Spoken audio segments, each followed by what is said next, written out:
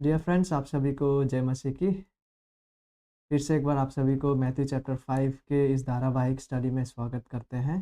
आप सभी को पता होगा कि हम लोग एक साथ यहाँ मैथ्यू चैप्टर 5 मत्ती अध्याय 5 में जो धन्यवाणी है, द बीएटिट्यूड्स, उसका एक साथ स्टडी कर रहे थे। और लास्ट टाइम हम लोगों ने मैथ्यू चैप्टर 5 वर्स 5 को स्टडी कर चुके हैं। और आज हम मैथ्यू चैप्टर 5 वर्स 6 को देखने जा रहे हैं, जो कि मुख्य रूप से इस विषय में है कि ब्लेसेड आर द हंग्री, धन्य है वे जो धार्मिकता के लिए भूखे और प्यासे हैं, क्योंकि वे तृप्त किए जाएंगे। सो यही हमारा इस स्टडी का टॉपिक होने जा रहा है कि आनंदित है वो व्यक्ति लोग जो भूखे हैं और जो प्यासे हैं। किस बारे में, उसी को हम देखने जा रहे हैं। तो आइए उस वचन को पढ़े।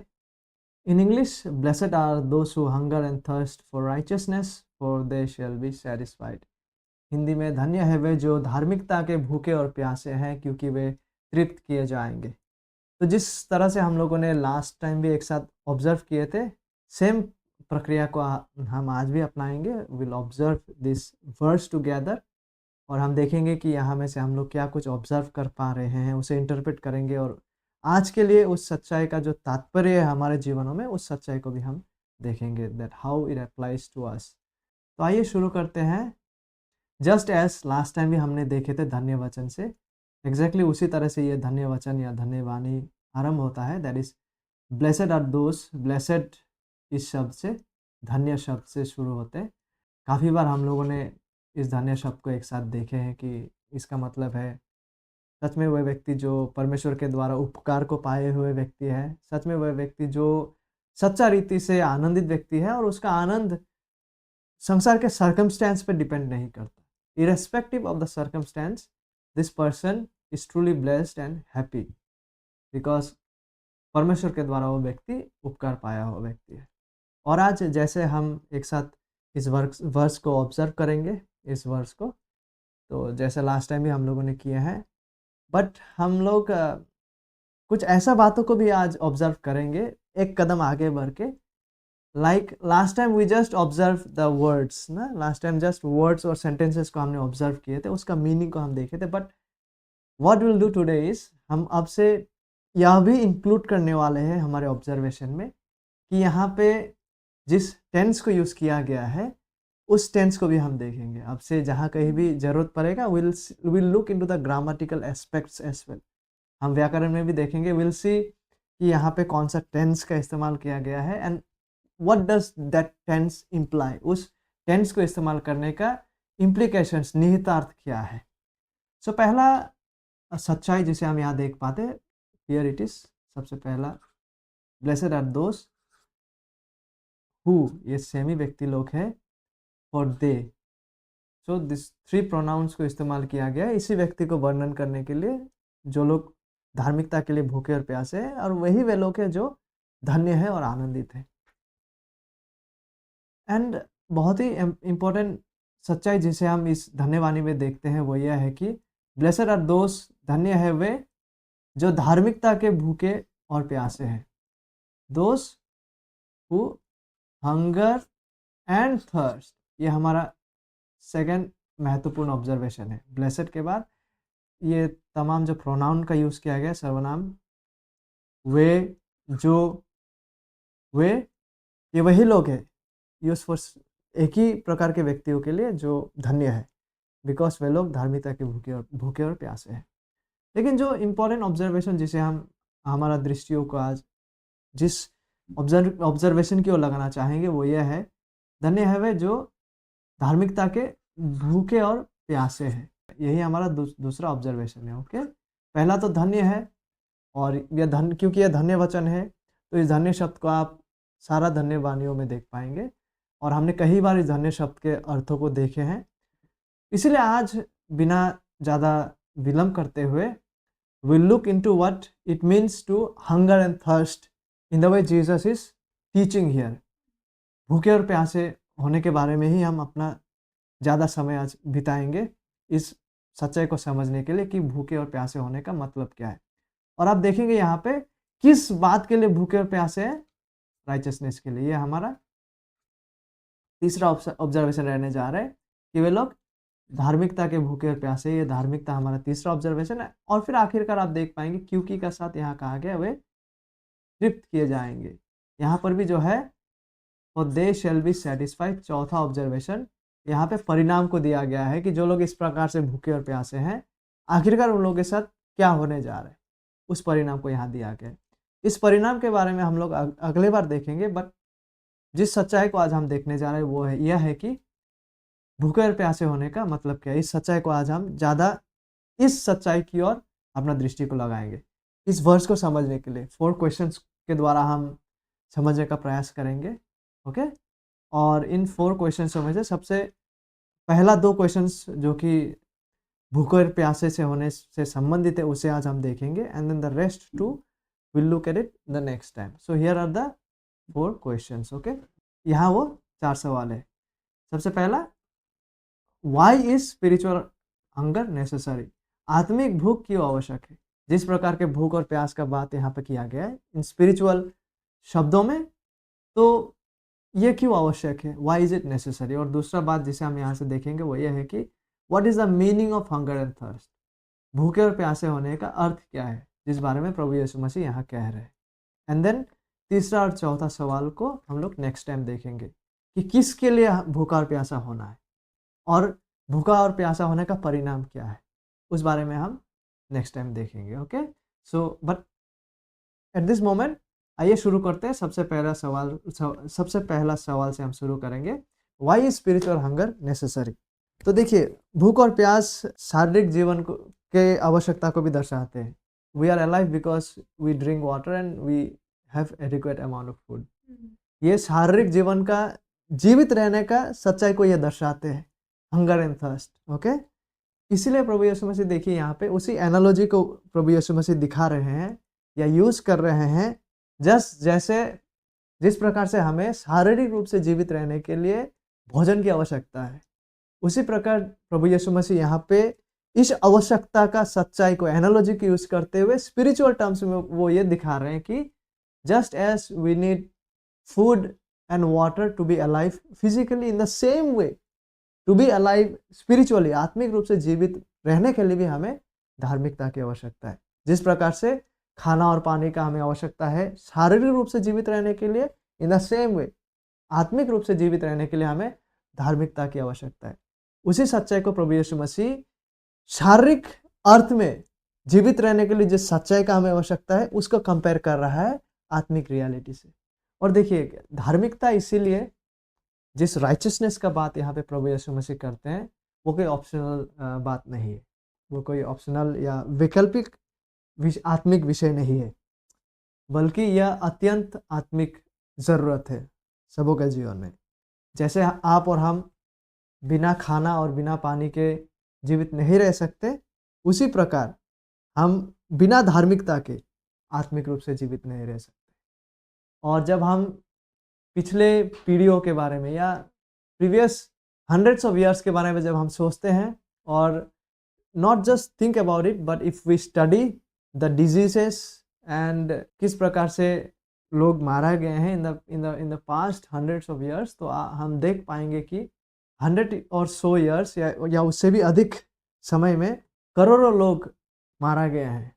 और उसका मेन कारण था बिकॉज ऑफ हंगर, भूख के वजह से, या फिर because they didn't get proper water और food.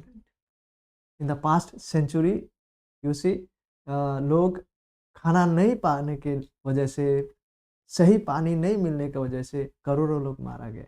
So are we being able to understand how important is basic food and basic clean water for human existence. और देखिए, इसीलिए जो व्यक्ति भूख से तड़प रहा है, काफ़ी समय से भूखा है, उस व्यक्ति के लिए ऐसा स्थिति में जिस चीज़ को वो सबसे अधिक चाहेगा, जिस चीज़ के प्रति वो अपना अटूट चाहत को रखेगा with all his heart, is he needs food and water. जो व्यक्ति काफ़ी समय से भूखा है उसको कोई एंटरटेनमेंट की आवश्यकता नहीं है, बाकी कोई चीज़ें मिले ना मिले वो बात की बात है, कई चीज़ों की ओर उसका आकर्षण नहीं जाएगा क्योंकि वो कई समय से भूखा और प्यासा है। और जिस चीज़ के लिए वो अपना संपूर्ण हृदय से अटूट तरीके से चाहेगा, that is food and water. कोई दूसरी चीज़ उसका ध्यान नहीं खींच सकता। लेकिन एक दुख की बात यह है कि पृथ्वी में अधिकांश लोग दे आर स्टार्विंग। पृथ्वी में अधिकांश लोग अत्यंत भूख के स्थिति में है। स्वभाव से ही, प्रकृति से ही लोग भूखे स्थिति में, आत्मिक जीवन के लिए वे स्टार्व कर रहे हैं। लेकिन जो अपरिवर्तित दशा में हैं, वे लोग अपना इस भूख को या जो ये भूखा स्थिति है उसको भरपाई करने के लिए बजाय आत्मिक चीज़ों की खोज किए वे लोग जागतिक या सांसारिक चीज़ों की ओर लीन रहते हैं। एवरीबॉडी स्पिरिचुअली जो है भूखा स्थिति में है, चाहे वो उसे रियलाइज करे या ना करे, सब स्टार्व कर रहे हैं। स्टार्व मतलब बगैर खाना के अत्यंत भूख में वे लोग हैं। लेकिन दुख की बात यह है कि उनमें से अधिकांश लोग जो अपरिवर्तित दशा में है, वे लोग आत्मिक तृप्ति में लीन होने के बजाय वो लोग सांसारिक रीतियों को अपना रहे हैं या जागतिक अभिलाष में अपना इस भूख का जो है समाधान को ढूंढ रहे हैं, बगैर आत्मिक चीज़ों की ओर मुड़े हुए। और परमेश्वर के प्रकाशन, व्हाट गॉड हैज़ रिवील्ड, और परमेश्वर पवित्र आत्मा के काम या प्रेरणा के बिना लोग अपने आत्मिक अवस्था को नहीं पहचान पाएंगे कि वे वाकई में आत्मिक रूप से स्टार्व कर रहे हैं, आत्मिक रूप से अत्यंत भूख में है। वे लोग इस स्थिति को नहीं पहचान पाएंगे। They won't realise it unless परमेश्वर का प्रकाशन के बगैर, परमेश्वर ने जिस सच्चाई को रिवील किए हैं उनके वचनों के द्वारा, और बगैर पवित्र आत्मा के कार्य के उन लोगों के जीवन में वे लोग अपना इस भूख का जो सच्चा स्थिति है और कहाँ इसका समाधान को प्राप्त कर सकते हैं उसको रियलाइज नहीं कर सकेंगे, उसको नहीं पहचान सकेंगे, और ना ही वो ये जान सकेंगे कि उन्हें सच्चा तृप्ति कहाँ मिल सकेगा।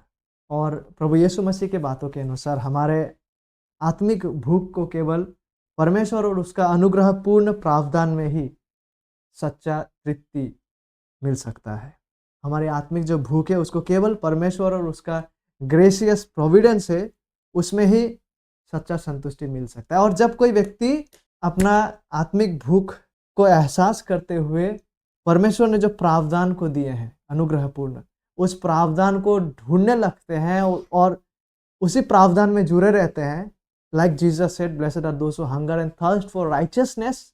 जब इस प्रक्रिया में एक व्यक्ति जुड़े रहते हैं, अपना आत्मिक भूख और प्यास को तलाशते हुए परमेश्वर के प्रावधान में अपने आप को दे देते हैं ताकि वहीं पे उसे यह तृप्ति प्राप्त हो। जब कोई व्यक्ति इस प्रकार का सच्चाई को दर्शाते हैं, जब किसी के जीवन में यह सच्चाई दिखाई देता है या यह सच्चाई प्रकट होता है, इट शोज दैट वो व्यक्ति सच में परमेश्वर के राज्य के व्यक्ति है।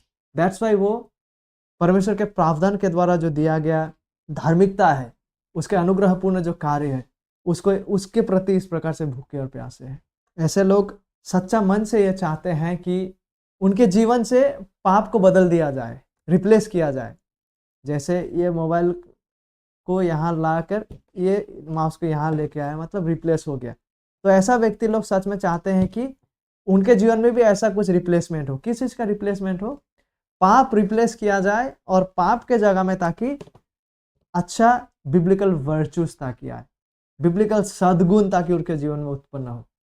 इन सिंपल टर्म्स, पवित्र आत्मा का जो फल है, love, joy, peace, patience, kindness, gentleness, self control, ये तमाम फले ताकि ये सद्गुणे along with God the Holy Spirit's fruit उनके जीवन में ताकि विकसित होना आरंभ हो, ताकि पाप उसके द्वारा रिप्लेस किया जा सके। ये व्यक्ति लोग इस चीज़ को अपने इस सच्चाई को, इस सद्गुण को अपना तहे हृदय से चाहेंगे, और ताकि उसके जीवन के द्वारा डिसओबीडियंस को भी ताकि ओबीडियंस के द्वारा रिप्लेस किया जा सके। अनाज्ञाकारिता को परमेश्वर के वचनों के आज्ञाकारिता के साथ ताकि रिप्लेस किया जा सके। That is what they will desire, that is what they desire from their heart. और जब हम देखते हैं, देखिएगा यहाँ पे, हम लोग यहाँ बैक आएंगे वापस। अब यहाँ पे दिस इज मैथ्यू चैप्टर 5, ठीक है, मैथ्यू चैप्टर 5 वर्सेस 3 से 4, 5, 6। आज हम लोग एक साथ ये वर्स 6 को स्टडी कर रहे हैं। बट आप जब वर्स 3 से वर्स 5 को देखेंगे, पहला बेएटिट्यूड, हाँ, तो ये आप देख पाएंगे कि ये नेगेटिव नकारात्मक तरीके से पोर्ट्रे किया गया है। और ये चौथा बीएटिट्यूड या वचन 6 से यहाँ पर पॉजिटिवली पोर्ट्रे किया गया है, मतलब सकारात्मक तरीके से यहाँ पे व्यक्त किया गया है। और पहला 3 जो बीएटिट्यूड से, यद्यपि परमेश्वर के कार्य के द्वारा, परमेश्वर पवित्र आत्मा के कार्य सहायता से ये पहला 3 बेटिट्यूड्स भी एक विश्वासी का जीवन में पूर्ण होने लगते हैं कि वो व्यक्ति सच में मन के दीन होने लगते हैं, शोक करने लगते हैं, वो नम्र व्यक्ति होने लगते हैं। भले ही परमेश्वर का ग्रेसियस वर्क से ये पहला 3 वास्तविकता एक विश्वासी का जीवन में उत्पन्न होने लगता है, बावजूद इसके एक अर्थ में हम कह सकते हैं कि ये पीड़ादायक है। In a sense, it is painful. Though God will graciously work in your life to make you a gentle, humble person, a person who mourns, a person who is poor in spirit. By God's grace, we tend to become such persons. We become such persons, but at the same time, we need to realize that this process is not going to be pain-free. ये एक ऐसा प्रक्रिया है जो एक अर्थ में ये painful भी होने जा रहा है, दो गॉड्स ग्रेस से ये हमारे जीवनों में होते हैं।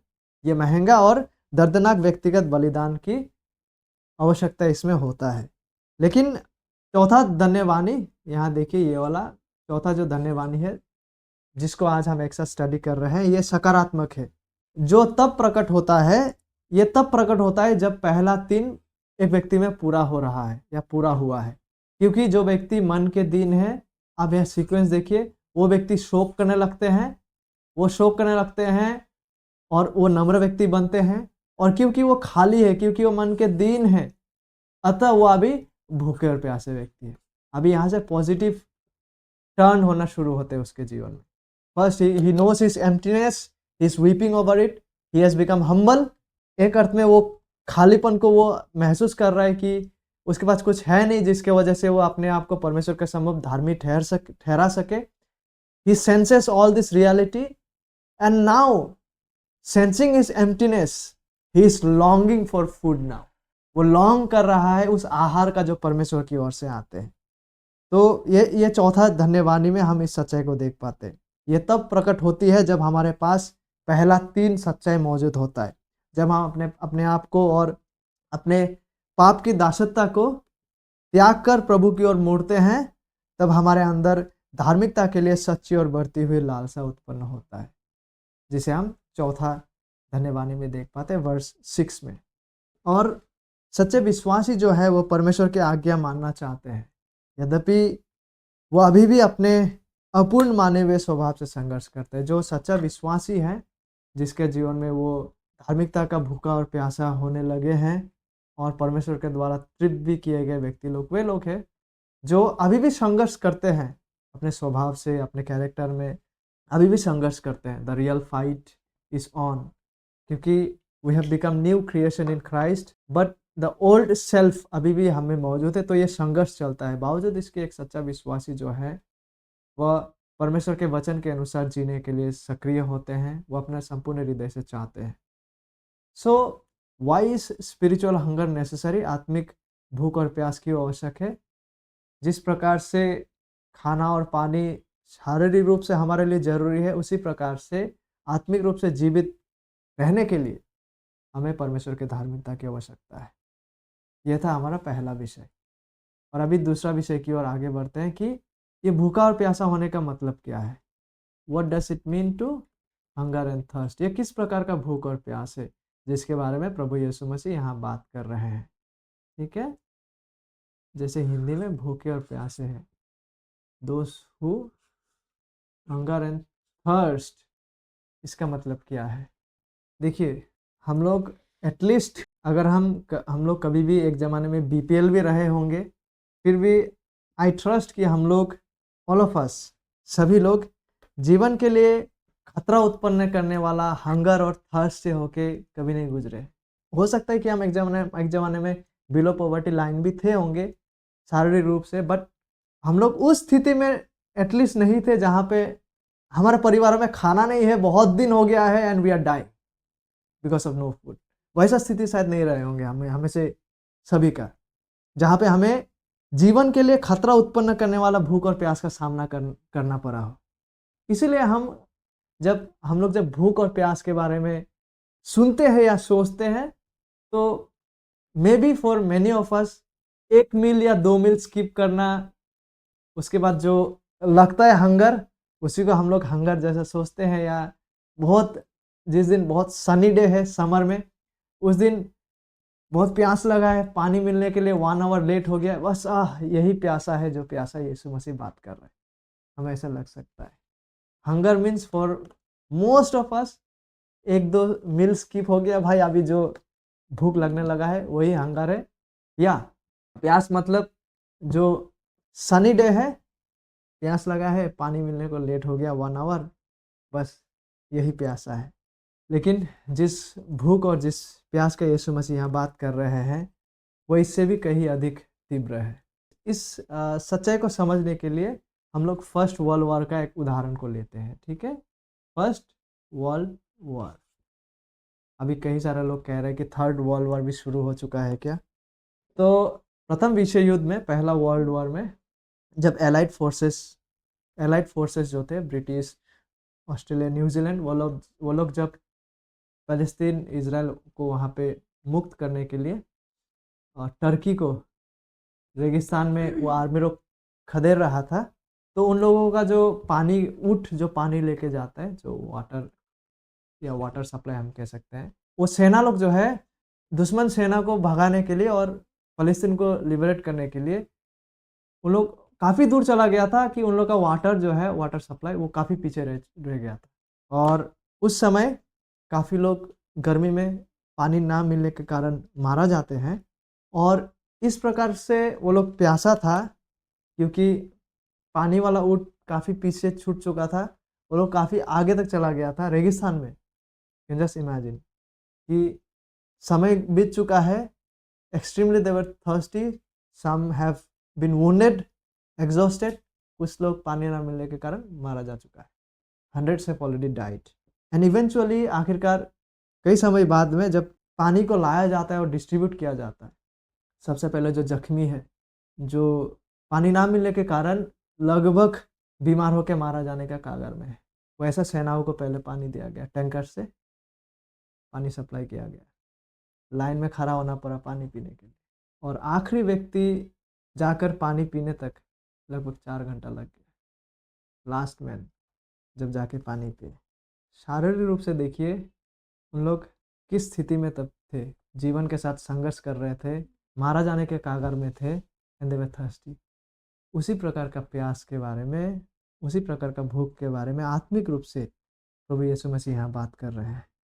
ये उसी प्रकार का भूख और प्यास है जिसके बारे में आत्मिक रूप से यीशु इन धन्यवादियों में बात कर रहे हैं।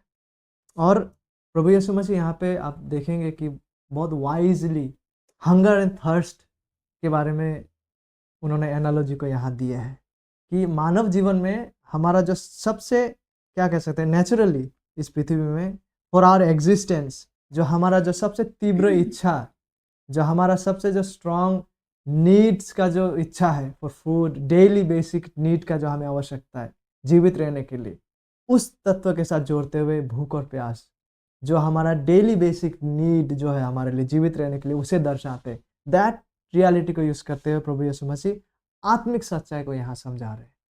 प्राकृतिक संसार, नेचुरल रेलम की सबसे गहरी और प्रबल इच्छा, हंगर एंड थर्स्ट का उपयोग प्रभु यीशु मसीह ये दिखाने के लिए किया है कि परमेश्वर के द्वारा बुलाए और छुड़ाए हुए लोग जिस तरह से, फॉर एग्जाम्पल वो सोल्जर्स लोग पानी के लिए तरस रहा था, they stood in the queue desperate to have water. Jesus उसी तरह का मानवीय आवश्यकता का गहरी जो इच्छा है उसका उपयोग दिखाते हैं, यह दिखाने के लिए कि जो लोग परमेश्वर के धार्मिकता के भूखे और प्यासे लोग होते हैं, परमेश्वर के द्वारा तो छुड़ाए गए लोग हैं, वे लोग भी आत्मिक रूप से परमेश्वर के धार्मिकता के लिए इसी प्रकार से तलाशते हैं।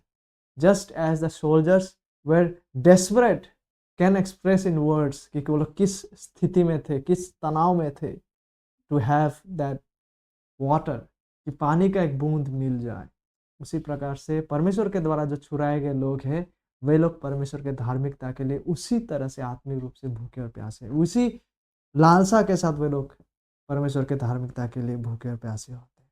उसी प्रकार का तीव्र गहरी चाहत उनमें परमेश्वर के धार्मिकता के लिए होता है।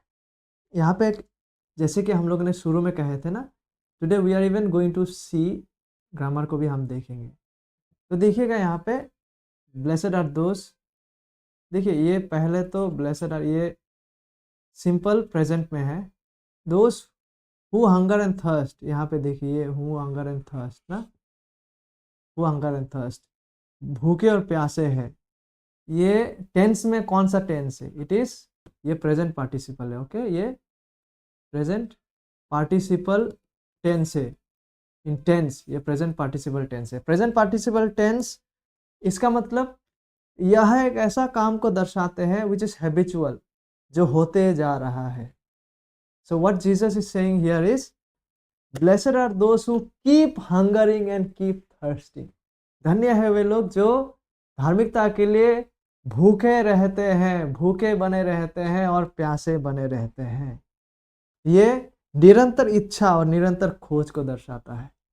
That this people are continuously hungry, continuously hungering and continuously thirsting after God's, for God's righteousness. और जो लोग वास्तव में प्रभु यीशु मसीह के पास आते हैं, वे धार्मिकता के लिए लगातार भूखे और प्यास के साथ वे आते हैं। Those who come to Christ, they come continuously hungering and thirsting for righteousness. जो प्रभु यीशु मसीह के पास आते हैं वे कंटिन्यूअसली भूख और प्यास, धार्मिकता के प्रति भूख और प्यास को लेते हुए आते हैं, और जो उसमें है वे लोग भी पवित्रता के लिए निरंतर भूख और प्यास का गहरा चाहत को अनुभव करते हैं। Are we getting it? हम इसे नेक्स्ट टाइम देखेंगे, बट जस्ट एक झलक के तौर पर जो लोग प्रभु यीशु मसीह के पास आते हैं इनिशियली, वे लोग धार्मिकता के लिए, राइचसनेस के लिए हंगर एंड थर्स्ट करके आते हैं। लेकिन जो लोग प्रभु यीशु मसीह के पास आ चुके हैं, विश्वासी बन चुके हैं, वे लोग विश्वासी है, वे लोग भी धार्मिकता के लिए भूखे और प्यासे होते हैं। किस तरह से? वे लोग अभी पवित्रता के लिए अटूट चाहत को रखते हैं। इनिशियली वे लोग परमेश्वर के सम्मुख धार्मिक ठहरने के लिए प्रभु के पास आते हैं, एंड देन विश्वासी होने के बाद वे लोग अब इस धार्मिकता और पवित्रता में प्रगति करने के लिए अटूट चाहत को वे लोग रखते हैं। इस प्रकार से चाहत के साथ वो लोग आते हैं। दैट्स व्हाट इज द, यही यहाँ पे इम्प्लीकेशन है कि वे लोग निरंतर धार्मिकता के लिए भूखे और प्यासे रहते हैं। जो प्रभु यीशु मसीह के पास आते हैं वो परमेश्वर के धार्मिकता का भूखे और प्यासे होते हुए आते हैं, और प्रभु यीशु मसीह के पास विश्वास करने के बाद भी वे लोग निरंतरता से अभी पवित्रता और धार्मिकता में वृद्धि पाने के लिए वे लोग अटूट भूख और प्यास को रखते हैं। इसलिए यहाँ पे जो ये लाइन है ये प्रेजेंट पार्टिसिपल में है, निरंतरता से। ऐसा नहीं कि वो लोग पहले बार आए थे बस भूखे और प्यासे थे, उसके बाद कोई फर्क नहीं पड़ता, नहीं, वो लोग अपना जीवन भर इसके लिए, परमेश्वर के धार्मिकता के लिए वो लोग भूखे और प्यासे होते हैं। आइए अब आखिरी विषय को देखते हैं। लास्ट आखिरी यहाँ पे देखिए, जॉन डार्बी के द्वारा कहा हुआ इन बातों को पढ़ना चाहूँगा। इस विषय में उन्होंने क्या कहा? ओके, वह कहते हैं to be hungry is not enough, केवल भूखा होना काफ़ी पर्याप्त नहीं है। I must really be starving, मुझे वास्तव में भूख से मरने की स्थिति में होना चाहिए। To know what is in God's heart toward me, केवल भूखा होना काफ़ी नहीं, आई मस्ट बी स्टार्विंग, मुझे भूख से बिल्कुल मरने के जैसे स्थिति में होना चाहिए, ये जानने के लिए कि परमेश्वर का हृदय में मेरे लिए क्या है। क्योंकि जब वो खोया हुआ पुत्र भूखा था, उन्होंने क्या किया? वो सूअर का खाना खाया। लेकिन जब वो स्टार्व कर रहा था, वो भूख से जब मर रहा था, तभी वो पिता की ओर मुड़ा। इसलिए जॉन डार्बी कहते हैं केवल भूखा होना काफ़ी नहीं है, लेकिन हमें भूख से मरने का जैसे स्थिति में होना चाहिए आत्मिक रूप से। Really be starving to know what's in God's heart toward me, इस चीज को, इस सच्चाई को जानने के लिए कि परमेश्वर का हृदय में हमारे लिए क्या है। क्योंकि केवल भूख तो उस खोया हुआ पुत्र का जीवन में भी था, लेकिन केवल जब तक उसके पास भूख था, वो तो यहाँ तक सूअर का अनाज खाने चला गया। लेकिन जब वो सच में भूख के मारे मरने जैसा स्थिति में पहुंचा, तभी चलकर वो परमेश्वर की ओर मुड़ा, पिता की ओर मुड़ा। इसलिए जॉन डार्बी कहते हैं कि हमें इस प्रकार से भूखा होना है कि वी शुड बी स्टार्विंग, और यही वो भूख है जिसके बारे में प्रभु यीशु मसीह मैथ्यू चैप्टर 5 वर्स 6 में कह रहा है, धन्य है वे जो धार्मिकता के भूखे और प्यासे हैं, और इस प्रकार का भूख और प्यास को केवल पिता परमेश्वर तृप्त कर सकते हैं। और आखिरकार लास्ट में हम अपने आप को कुछ सवाल पूछते हैं। So here are some questions. Last में यहाँ पे कुछ सवाल है जो डॉक्टर जॉन मैकआर्थर अपने श्रोताओं से पूछते हैं। What spiritual hungers are growling the loudest in your heart? अभी इस वक्त हमारे और आपके हृदय में कौन सी आत्मिक भूख सबसे ज़्यादा जोर से पुकार रही है? और फिर डॉक्टर जॉन मैकआर्थर कहते हैं, जब आपने उन्हें अवज्ञा में या परमेश्वर के अलावा किसी और तरीके से संतुष्ट करने की कोशिश की तो उसका परिणाम क्या हुआ? सबसे पहला सवाल तो यह है कि वो कौन सा आत्मिक भूख है जो सबसे अधिक जोर से पुकार रहे हैं अभी इस वक्त हमारे हृदयों में? और वो कहते हैं कि जब आप इस प्रकार का हंगर को डिसओबीडियंस में या परमेश्वर के अलावा किसी और तरीके से संतुष्ट करने की कोशिश की तो उसका परिणाम क्या हुआ? And then last question, how do you intend to see them feed now? अभी आप कैसे सुनिश्चित करोगे कि यह भूख केवल परमेश्वर में ही तृप्त हो?